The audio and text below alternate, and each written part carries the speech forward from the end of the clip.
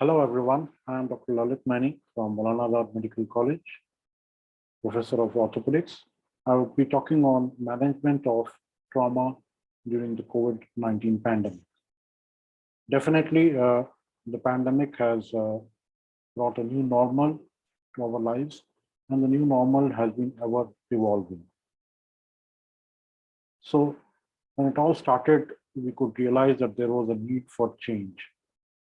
Triage was a key: categorization of health facility, management of manpower, material resource management. These were the three key areas which had to be changed and had to be regularly modified according to in which part of the pandemic our region was. So I bring you the experience from a particular center from Dr.Lalit Medical College. We attached with the Loknaik Hospital were running one of the largest COVID facility in the NCR, and we also had a running trauma center attached to our hospital. So we realized that standard operating protocols for orthopedic patients were mandatory, and not only mandatory, it needed a modification regularly depending upon the guidelines of the hospital, region, and the country. So it had to be a written guideline which would include each and every detail which need to be followed, from the definition of an orthopedic patient to consent form for surgery.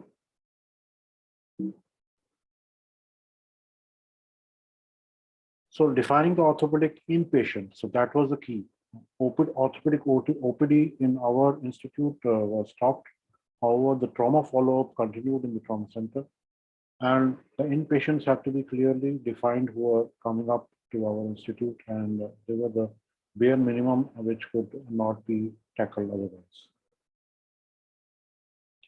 Any orthopedic case who came in had to be COVID tested.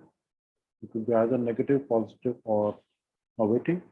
And if it was negative, it would be referred to a center which was handling COVID negative patients, and our trauma center itself was one of them.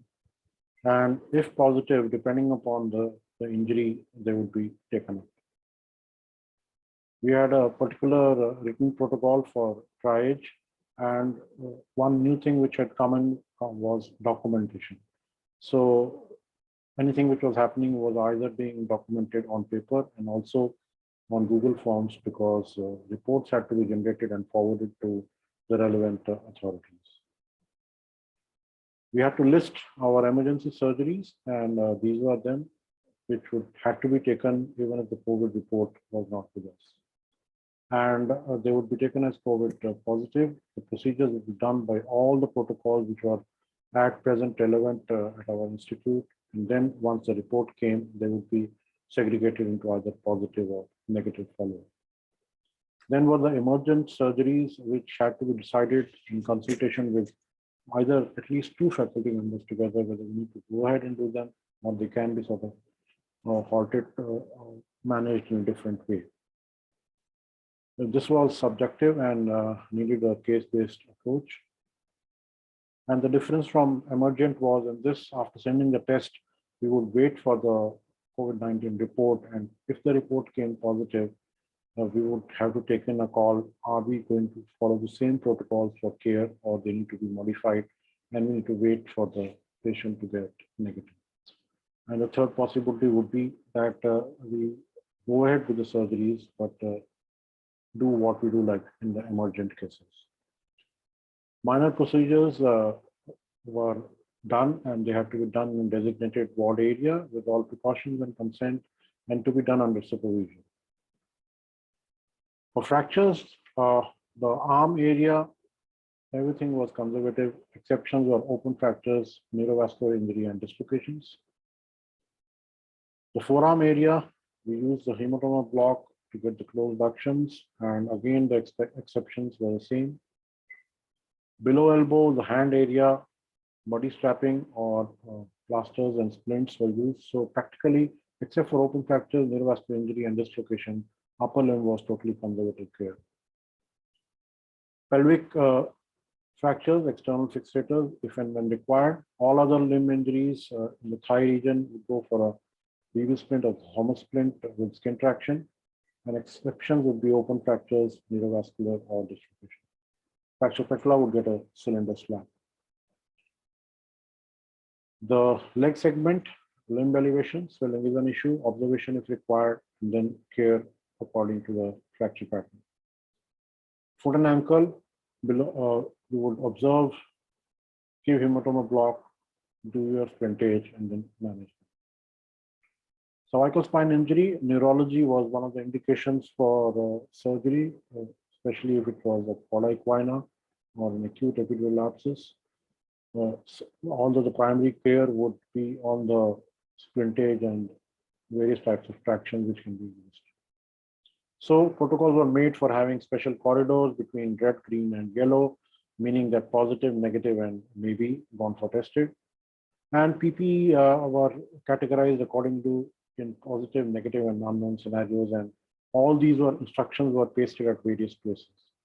We had an extra calculation to do on each case, and an average of 12 PPE were required for managing any surgical case. Discharges had to be documented, and for follow-up, the protocol was to see these patients in COVID negative designated institutes, and if the patient didn't have a negative report, he would still come back to our place, but that would be only in specific scenarios. They were encouraged to follow up in and close to their house. Tips for orthopods: consider each patient as positive. Consent should include that COVID can be in incubation period in patient and can be transmitted to the patient from hospital environment. Treatment plan should be in consultation with anesthetist and availability of implant. Surgical team should be of 2 or maximum 3 experienced surgeons, not trainees. The treating team along with the patient can decide to wait upon a semi-emergency till the case becomes COVID negative. And you need to have separate teams, keep surgery time and surgical team to minimum, visitors to be minimum, all OPD patients to be screened, and interdepartmental meetings were via video conferencing. Investigations again had to be rationalized as much as they could be. PAs to be done in bed before deciding the surgical plan with the patient. And I think the take-home message would be that aim is to provide an effective, necessary treatment of patients while ensuring safety of the healthcare workers during the pandemic. We need to be prepared to cohabitate with this deadly novel coronavirus and adapt our surgical practices according to the need of the hour, minimizing surgical indications, strengthening the training in conservative principles, and following protocols indigenized for workplaces can provide optimal patient care with personal safety. So at the end, there was a need for change, and the change has been continuous. Triage has been the key, and categorization of health facility, management of manpower, and material resources has been the main crux. Thank you so much.